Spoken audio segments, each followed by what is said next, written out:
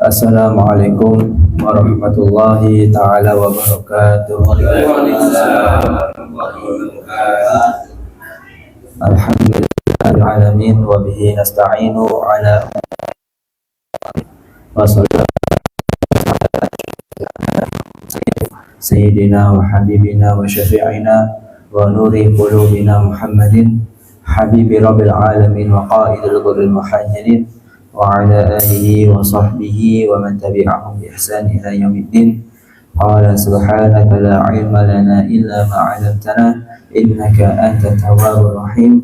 Rabbi shrah li sadri wa yassir li amri wahlul 'uqdatam min lisani yafqahu qawli wa saddid lisani wahdi qalbi bihaqqi sayyidina Muhammadin sallallahu alaihi wa alihi wasallam. Wa ba'du, yang sama-sama kami hormati, yang kami ta'zimi, seluruh jamaah Mushola Al-Hidayah, semoga kita semua mendapatkan hidayah, riayah dan inayah dari Allah Subhanahu wa ta'ala. Dan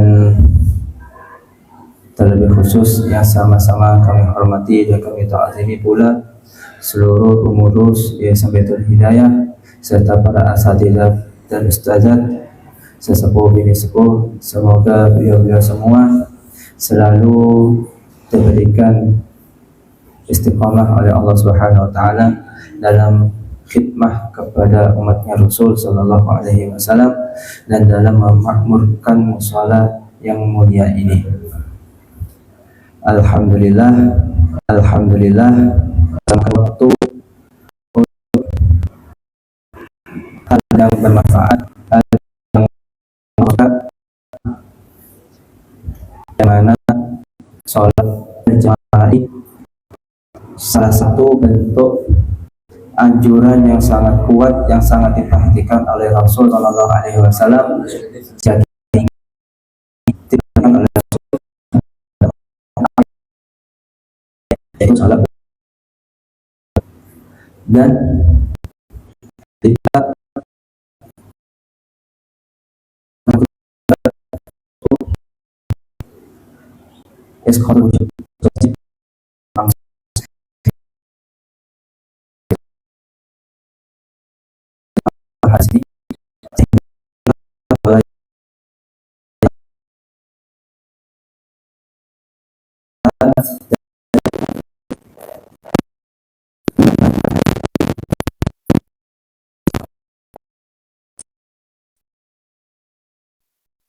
artinya sesungguhnya malaikat yatakarrabuna, artinya tidak suka.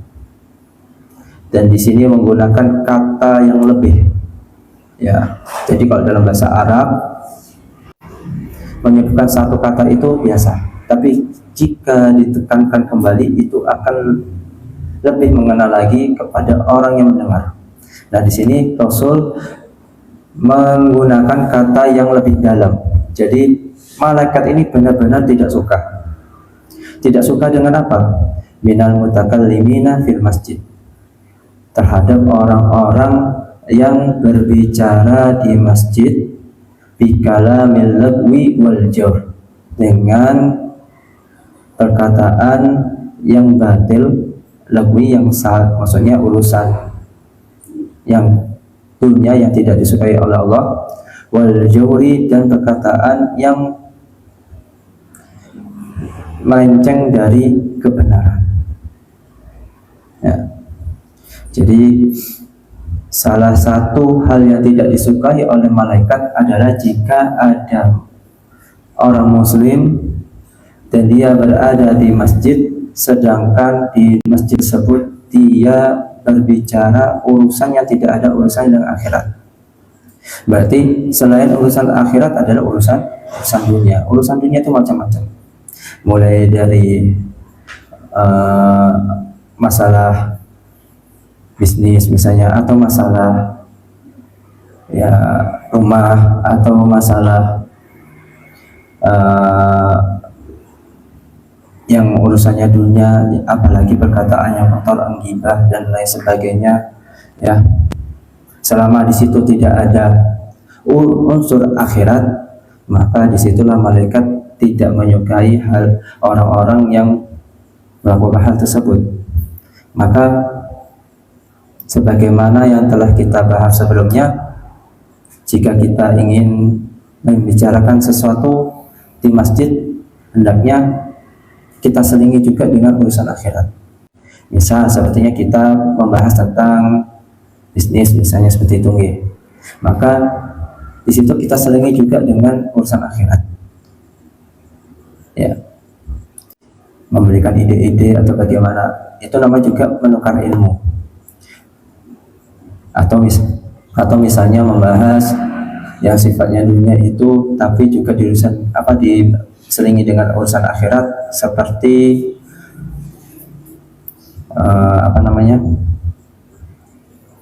rumah, masalah rumah tangga misalnya, itu kan urusan dunia, tetapi kita selingi juga dengan hal-hal akhirat. Yang kita pelajari hukum tentang keluarga dalam Islam, nah itu juga akhirnya diperbolehkan. Atau mungkin misalnya kita baru ketemu dengan seorang muslim yang lain, saudara kita yang sudah lama tidak ketemu, ternyata ketemu di masjid, dan hanya sekedar mengatakan kabar atau mungkin menyampaikan rasa rindunya kepada dia, itu tidak masalah juga. Tetapi kalau misalnya di masjid itu murni mengatakan berbicara membahas tentang hal dunia, itu yang tidak dianjurkan. Bahkan sebelumnya disebutkan urusan dunia dilakukan di masjid itu tidak boleh, seperti hukum jual beli. Jika kita ingin melakukan transaksi, maka hendaknya kita keluar sebentar di masjid, kemudian kita masuk. Ini salah satu hal yang tidak disukai oleh malaikat, yaitu orang-orang berbicara di masjid dengan perkataan atau pembahasan yang berhubungan dengan dunia. Hadis berikutnya, wa qala sallallahu alaihi wasallam, syarrul biqa' aswaquha wa khairul biqa' masajiduha. Syarrul biqa' aswaquha, sejelek-jeleknya tempat adalah aswaquha, yaitu di pasar.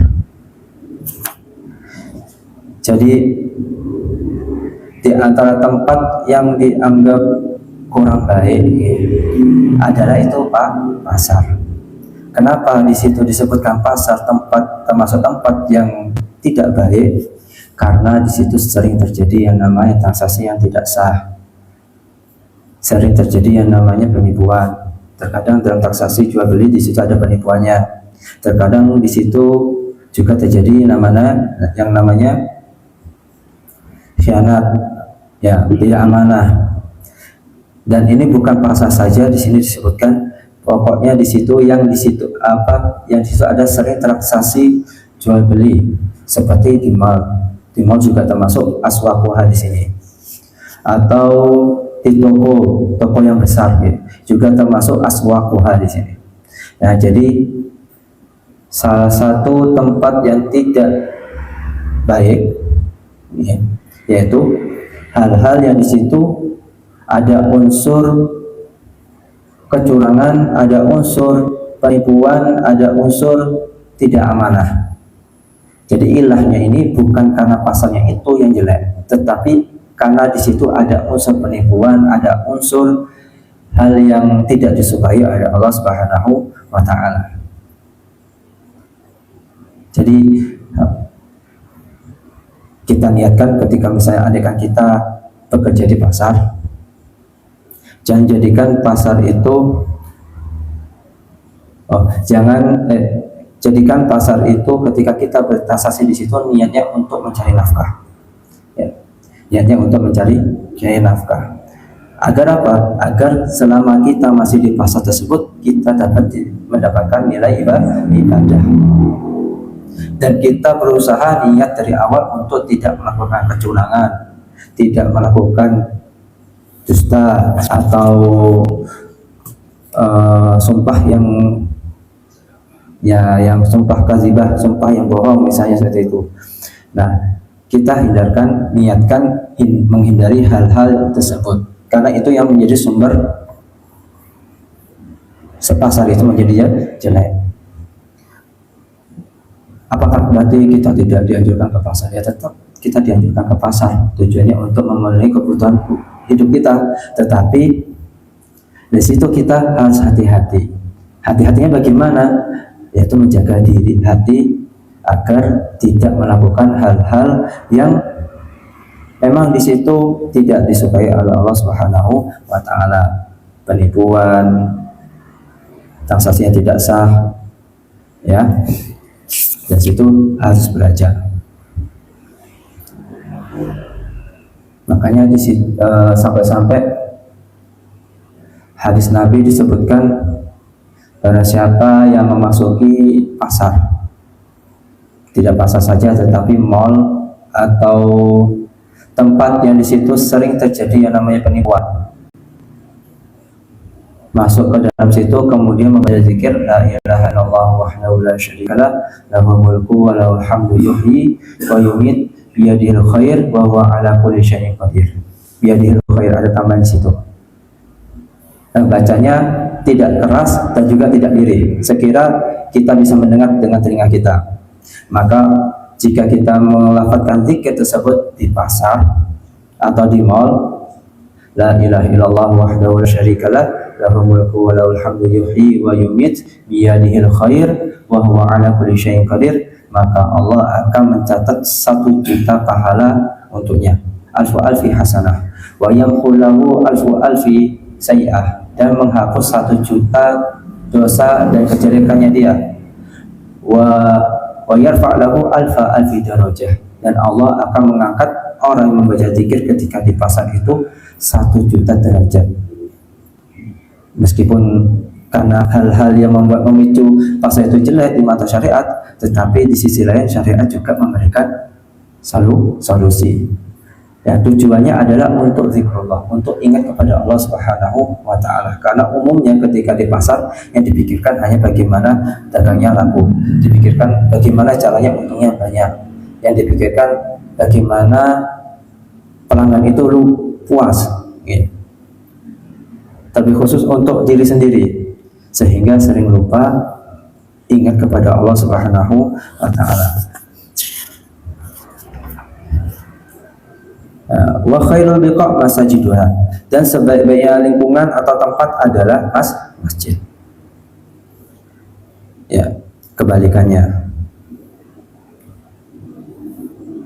Masjid menjadi tempat terbaik bagi seorang muslim. Kenapa? Karena biasanya orang sudah masuk ke masjid, bawaannya itu hatinya selain tenang, sering tertarik dengan orang-orang yang sedang melakukan ibadah. Ada orang sholat qobliyah atau ba'diyah yang awalnya kita itu di rumah tidak pernah melaksanakannya, gara-gara mereka akhirnya kita juga melaksanakan qobliyah ba'diyah. Jadi lingkungan itu mempengaruhi baik buruknya seseorang, ya. Makanya kita dianjurkan untuk mencari tempat atau lingkungan yang baik untuk diri kita. Dan jika kita tidak mampu untuk menahan diri dari hal-hal yang tidak disukai oleh Allah, maksiat atau kesalahan, ya, sering melakukan dosa dari tempat-tempat yang tidak disukai oleh Allah, kita pindah ke tempat yang lebih disukai Allah Subhanahu wa taala.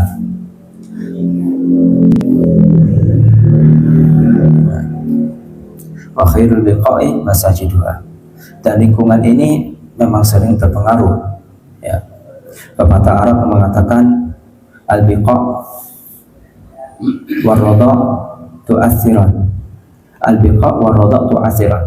Al-biqa' itu artinya lingkungan, dan war-rada' itu artinya susu, maksudnya air susu ibu, ya. Lingkungan sama air susu ibu itu mempengaruhi kepribadian seseorang. Tapi makanya oleh karena itu, jika lingkungannya baik, insya Allah orang tersebut menjadi baik. mau tidak mau akan ikut menjadi orang baik. Begitu juga kalau misalnya air susu ibunya itu dari ibu yang solehah, maka mau tidak mau anak itu akan menjadi anak yang soleh dan solehah juga. Ya, jadi sangat mempengaruhi lingkungan sama air susu ibu itu. Makanya meskipun andaikan istri kita itu masih belajar, kalau misalnya kita mereka istri yang solehah, alhamdulillah. Tapi kalau misalnya istri kita masih baru, ya, apalagi baru mengenal ajaran agama Islam, nah itu PR-nya suami untuk mengajikan dia untuk menjadi solehah. Kalau misalnya istri kita sudah solehah, seorang istri sudah solehah, ketika mempunyai anak, anaknya itu pasti akan selalu mengikuti ibunya. Kenapa? Karena dari aslinya itu. Karena aslinya itu mempengaruhi kepribadian anak. Jika dia ingin menjadi anaknya baik, solehah, ya dari ibunya itu harus menjadi solehah. Dan lingkungan begitu pula. Makanya dari orang Arab itu biasanya orang-orang salaf terdahulu itu sangat memperhatikan lingkungan terhadap anaknya, mengenai lingkungan tempat dia bermain, di mana dia itu sekolah, di mana dia itu berteman dengan teman-temannya, itu mereka betul-betul memperhatikan. Ya, kenapa? Karena lingkungan itu bisa membentuk karakter tersendiri untuk anak tersebut.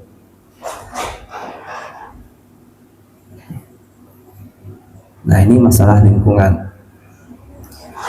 Jadi kita harus pintar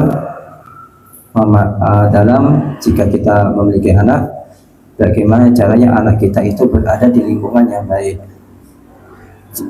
Jika memungkinkan, anaknya dipondokkan, karena pondok itu untuk sekarang ini salah satu lingkungan yang aman dari hal-hal yang maksiat yang ada di luar. Ya, andaikan masih tidak mampu juga, tidak memungkinkan, minimal dimasukkan anak itu ke dalam madrasah diniyah khususnya. Masukkan dalam TPQ, di sini juga ada TPQ, ada madid, masukkan putra-putrinya ke dalam sini agar lingkungannya itu bisa mempengaruhi anak tersebut menjadi anak yang baik. Ya. Lebih bagus lagi jika dimasukkan dalam madrasah atau sekolah Islam. Sholatnya terjaga, ngajinya juga dianjurkan, ya, dituntut untuk ngaji, sehingga kebiasaan rohaninya, sholatnya, ngaji Qur'annya itu terbiasa dilakukan oleh anak tersebut. Ya. Jadi pengaruh lingkungan itu sangat mempengaruhi karakter seseorang. Lebih bagus lagi jika dari kecil udah diajak anak itu ke masjid, karena masjid ini menjadi khairul biqa. Dikatakan Nabi khairul biqa masajiduha. Masjid ini sebaik-baiknya lingkungan.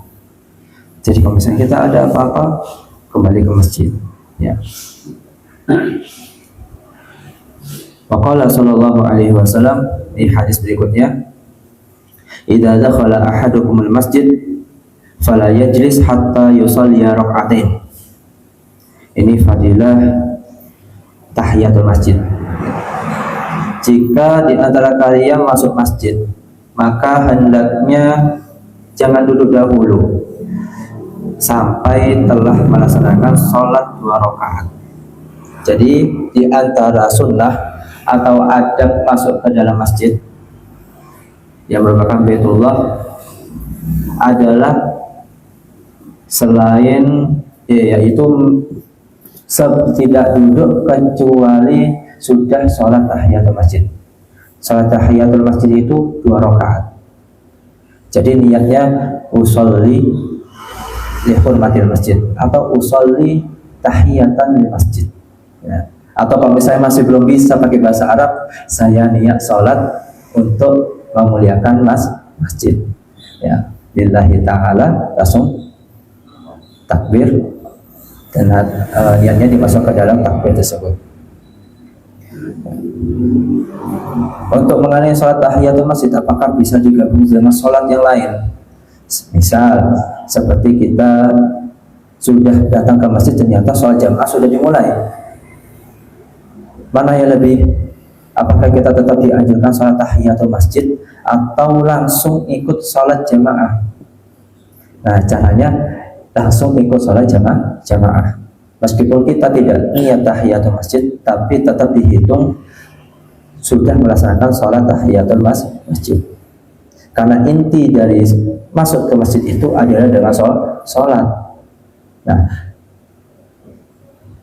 kalau misalnya kita pikirkan bersama,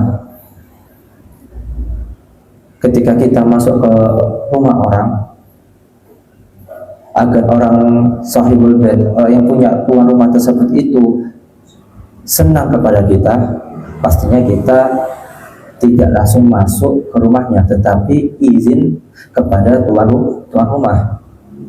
Begitu juga dengan Allah Subhanahu wa taala, ketika ada hamba yang masuk ke dalam masjid yang merupakan rumahnya Allah taala, agar Allah Subhanahu wa taala senang kepada hamba tersebut, maka hendaknya tidak nyaman langsung masuk, tetapi menjaga adabnya ketika masjid sebagai bentuk penghormatannya dengan melaksanakan sholat. Ya, ini hadis sahih ya. Idza dakhala ahadukum al-masjid fala yajlis hatta yusalli rak'atain. Tapi di sini jika ada sesuatu yang tidak memungkinkan sholat tahiyatul masjid, maka hukumnya bagaimana? Hukumnya tetap tidak apa-apa. Seperti misalnya di masjid diadakan majelis, yang lainnya sedang mendengar tausiah, sedang ikut zikir bersama, baca sholawat bersama, maulid bersama, dia langsung sholat, kan gak enak dilihat, membuat orang lain itu menjadi merasa terganggu. Maka bagaimana? Ya gak apa-apa, langsung duduk, diganti dengan baca subhanallah, tasbih, subhanallah, alhamdulillah, wa la ilaha illallah, wallahu akbar 3 kali. Atau misalnya jika berada di waktu yang haram untuk sholat, waktu yang haram untuk sholat itu seperti habis sholat subuh. Setelah sholat subuh, ketika ingin melakukan sholat, hukumnya haram. Atau misalnya habis sholat asar tidak diajarkan untuk sholat juga, karena hukumnya makruh. Ketika kita masuk masjid, ketika pada waktu tersebut boleh melakukan tahiyatul masjid tetap oleh Imam Syafi'i. Tapi sebagian salaf, kebanyakan ulama terdahulu, mereka tidak sholat tahiyatul masjid. Kenapa? Karena ta'aduban, menjaga adab dengan pendapat imam-imam yang lain yang tidak mengajukan tahiyatul masjid. Jadi ketika kapan kita tidak sholat tahiyatul masjid? Ketika misalnya di masjid ada majelis ya, atau baca maulid, nah itu tidak boleh tidak melaksanakan tahiyatul masjid. Yang kedua, ketika berada di waktu yang dimakruhkan untuk sholat atau diharamkan untuk sholat, boleh tidak tahiyatul masjid. Selainnya itu dianjurkan tahiyatul masjid, karena ini juga termasuk adab masuk ke dalam masjid.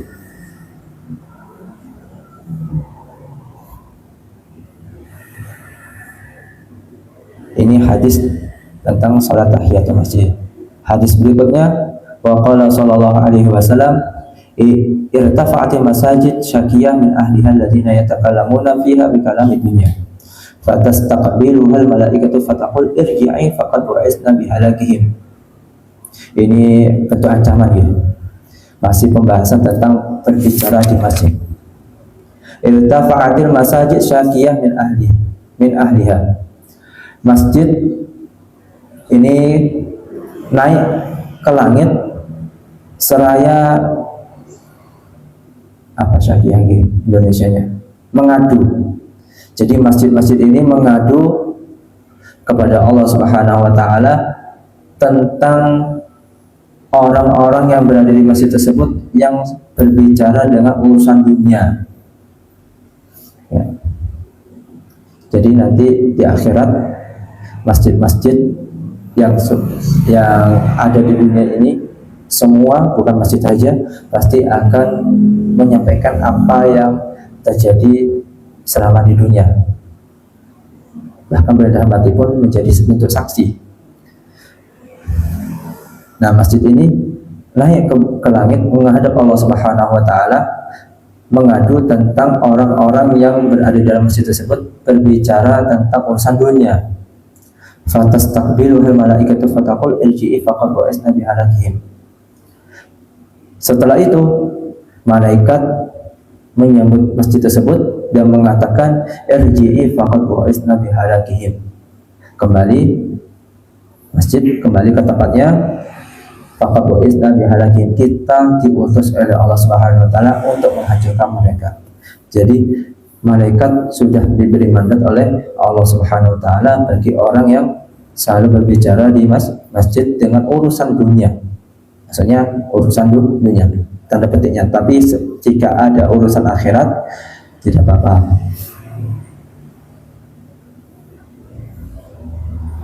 Di hadis sebelumnya malaikat tidak suka. Kalau di sini disebutkan, di hadis yang kedua ini disebutkan malaikat diminta untuk menghancurkan. Semoga kita semua tidak termasuk hadis ini. Wa qala sallallahu alaihi wasallam, ini hadis berikutnya tentang memakmurkan masjid. Man asraja siraja fil masjid biqadri ma yaduru fil ain. Barang siapa yang memberikan lampu di masjid sekira orang bisa melihat, ya, lam tazalil malaikatu tastaghfiru lahu ma dama dzalika dha'u fil masjid. Maka malaikat senantiasa meminta ampun kepada orang yang memasang lampu di masjid tersebut selama lampu itu hidup. Nah, ini fadilah tentang keutamaan orang yang memakmurkan masjid. Jadi memakmurkan masjid itu ada dua macam. Ada kalanya memakmurkan masjid dalam bentuk zahir atau hissiyah yang nyata, ada kalanya dengan bentuk batin. Memakmurkan masjid dalam bentuk zahir itu seperti orang yang mensedekahkan hartanya untuk fasilitas masjid, seperti memberikan lampu yang masuk dalam hadis ini, atau yang semisalnya lagi memberikan fasilitas berupa air misalnya, terutama air untuk bersuci, atau memperindah masjid juga termasuk memakmurkan masjid. Selagi barang-barang itu masih ada di masjid dan dimanfaatkan untuk kemaslahatan masjid, maka di situ malaikat akan memberikan ampun kepada orang yang menyumbang tersebut. Maka ini merupakan kesempatan penting yang sangat bagus bagi kita semua.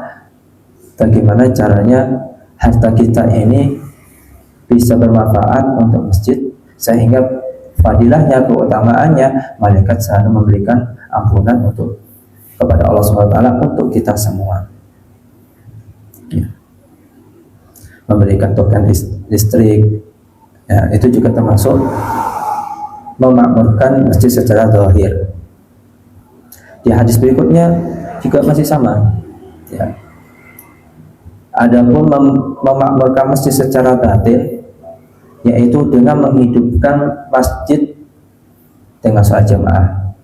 Itu juga termasuk pahala juga sangat besar. Selain kita mendapatkan pahala sholat jamaah, kita mendapatkan pahala iktikaf ketika di masjid, kita juga mendapatkan pahala menghidupkan masjid supaya masjid ini bisa hidup, bisa terang, menyinari sekitar masjid.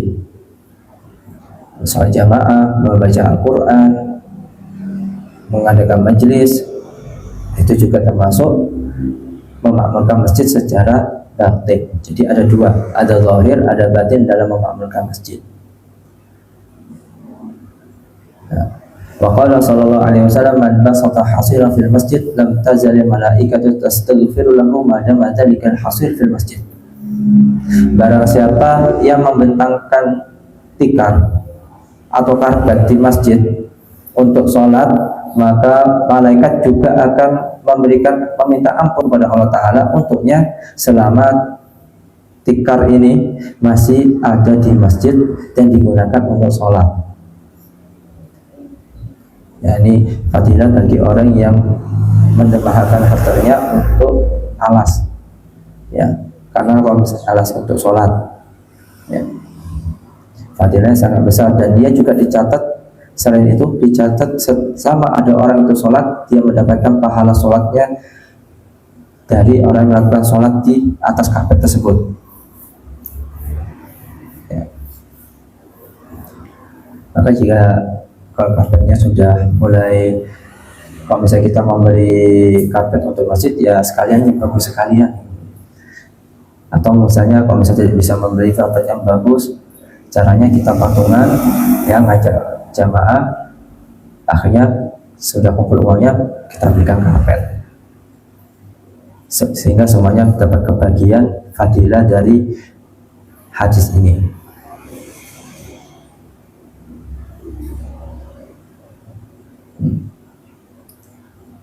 Hadis berikutnya yang tinggal sedikit. Wa qala sallallahu alaihi wasallam, man akhraja qazarata minal masjid bi qadri ma yaduru fil ain akhrajahu Allah taala min a'zami dzunubi. Ini fadilah bagi seorang takmir masjid biasanya, atau yang tukang bersih-bersih. Barang siapa yang mengeluarkan kotoran dari masjid bi qadri ma yaduru fil ain, sehingga orang tidak bisa melihat kotoran tersebut dari masjid. Ini penting karena masjid ini adalah tempat mulia, bait min buyutillah, rumahnya Allah Subhanahu wa taala, dan rumahnya orang-orang yang bertakwa. Maka tidak sewajarnya kalau misalnya rumahnya kotor, masjid ini kotor. Nah, fadilahnya orang yang mengeluarkan kotoran dari masjid, misalnya ada sampah permen satu, atau misalnya ada debu, nah, kita bersihkan, maka akhrajahullahu ta'ala min a'zami dzunubi, Allah Subhanahu wa ta'ala akan mengeluarkan darinya dosa-dosa yang paling besar. Nah, cara ampuh untuk menghilangkan dosa-dosa kita diantaranya yaitu dengan membersihkan masjid. Makanya biasanya yang sering salah kaprah ini, bukan salah kaprah, banyak orang yang masih belum tahu. Makanya biar ada kita tahu, kita juga harus belajar. Ketika kita menghadiri acara di masjid, yang diselenggarakan di masjid, biasanya kan kasih konsumsi, ya, berupa air atau snack atau makanan. Biasanya orang itu setelah makan atau setelah minum ditinggalkan sampah tersebut. Nah, memang pasti ada yang membersihkan, tetapi nanti yang dapat fadilah tersebut orang yang membersihkan tersebut. Nah, di sini ada hadis disebutkan yang mengeluarkan kotoran dari masjid, maka Allah akan menghapus dosa yang paling besar dari dia. Nah, supaya kita bisa mendapatkan fadilah hadis ini, yaitu ketika kita misalnya hadis acara di masjid, makanannya atau bungkusan makanan minumannya kita bawa, kita kantongin dulu di saku kita. Itu lebih afdal masjidnya yang bersih daripada kantong kita. Kalau kantong kita kotor masih bisa kita bersihkan, tetapi kalau misalnya masjid, ya kita nggak dapat fadilah ini. Nah, jadi kalau misalnya kita acara di masjid, ya, makan bekas makanan minumannya itu kita ambil, kemudian nanti kita keluarkan, kita kantongi. Kalau misalnya kita masih belum ketemu tong sampah, kalau misalnya sudah ketemu tong sampah, baru dibuang. Jadi selain itu juga meringankan takmir masjid atau mushola, ya, agar masjidnya selalu bersih.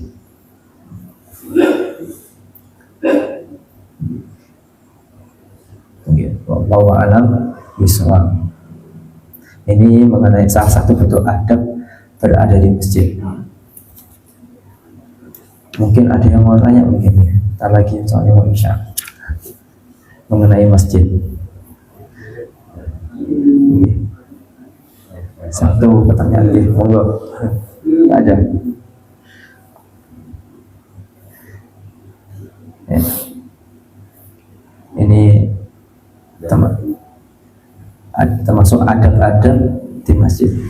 Ya sama juga seperti kita di rumah, ketika ada orang lain mengotori rumah kita, kita pasti marah. Begitu juga dengan Allah Subhanahu Wa Taala, ketika tahu masjidnya itu dikotori, pasti Allah juga tidak akan senang. Nah, dari sinilah kita belajar bahwa selama kita di masjid, selain ucapan kita dijaga, dan adab selama di masjid juga harus dijaga. Minimal kalau misalnya kita tidak bisa memberi fasilitas kepada masjid atau memakmurkan masjid dari segi zahir maupun batin, minimal tidak membersih, tidak mengkotori apa yang ada di dalam masjid. Bahkan termasuk toilet pun juga sama, karena toilet itu tanahnya itu juga termasuk wakaf dari masjid, dipakaikan untuk dari masjid juga. Maka ketika kita berada di toilet, ketika kita sudah buang hajat, hendaknya kita juga bersihkan langsung, ya. Dibersihkan dengan sebersih-bersihnya sehingga tidak bau pesing ataupun tidak bau yang tidak enak. Ini mas seputar tentang adab berada di masjid.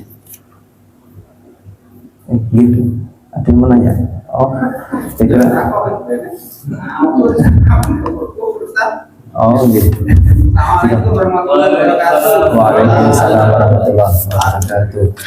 Tadi kan kita membicarakan adab di masjid, Ustaz. Pembicaraan. Ini maaf semua Pak ya.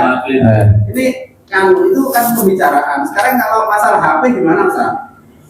Kita kan kebanyakan ada tausiah, kita tapi pegang HP, nggak tahu yang di main HP itu ada kepentingan dunia ini apa akhirat, kita kan nggak tahu. Itu gimana, Ustaz? Mohon penjelasannya. Terima kasih. Sebelumnya minta maaf Pak ya. Nggak tanya, aku mau berbobot. Assalamualaikum warahmatullahi wabarakatuh. Waalaikumsalam. Menyalakan handphone di masjid itu bagus ya? Bagaimana? Itu kembali kepada bagaimana kita interaksi dengan di luar, ya, bersama orang lain. Kalau misalnya kita menggunakan HP itu untuk akhirat, gunakan kita baca Quran, atau misalnya kita baca PDF tentang kajian ilmu misalnya, atau misalnya kita nonton di situ yang berupa kajian ilmu, atau misalnya baca Quran atau salawat, itu nggak apa-apa. Tetapi kalau misalnya HP itu kita gunakan untuk urusan dunia, kita kembalikan juga, kita kiaskan hukumnya juga sama sebagaimana orang yang melakukan muamalah urusan dunia secara tampak. Jadi bagaimana tetap dianjurkan untuk keluar. Jadi untuk misalnya kita main HP-nya itu urusan dunia, lebih baik kita berada di luar. Juga di luar juga ada disiapkan apa namanya? Ya, kursi, meja kan sudah enak itu, apalagi bisa santai, bisa ngopi juga, ada kopi gratis ya. Ya lebih baik kita kalau misalnya main HP urusan dunia, kita ke situ. Tapi kalau misalnya kita masih belum bisa juga, ya lebih baik kita ya pulang aja, main HP-nya di rumah. Ya. Jadi kita kiaskan ke hubungan dunia sama akhiratnya bagaimana. Tapi kalau misalnya kita melihat ada orang lain megang HP, ya kita husnuzan aja. Barangkali dia itu lagi baca Quran lewat digital Quran. Barangkali dia lagi baca artikel-artikel atau kajian-kajian tulisan yang agama, nggak apa-apa. Ya. Jadi ini kembalinya ke diri kita masing-masing ketika kita megang HP. Ya. Yeah. Sampun Isya. Ya, kita lanjutkan insya Allah minggu depan. Nah, kita baca Fatihah sebelum kita tutup, ya, dengan harapan pada malam hari ini ilmu yang kita dapat bermanfaat bagi kita, sehingga ilmu kita bisa bertambah, adab kita di masjid lebih terjaga, sehingga kita semua mendapatkan keberkahan dari masjid mushola ini khususnya, dan juga kita semua mendapatkan keberkahan dari hadis yang kita bacakan, sehingga kita semua mendapatkan naudhat dari Rasul sallallahu alaihi wasallam ala hadiyat wa ala kunatin salihah wa ala manawabi aslafuna salihun bi sirril fatihah. Bismillahirrahmanirrahim. Alhamdulillahirabbil alamin arrahmanir rahim maliki yaumiddin iyyaka na'budu wa iyyaka nasta'in ihdinas siratal mustaqim siratal ladzina an'amta 'alaihim ghairil maghdubi 'alaihim waladdallin amin. Kurang lebihnya mohon maaf. Wassalamualaikum warahmatullahi wabarakatuh. Waalaikumsalam warahmatullahi wabarakatuh.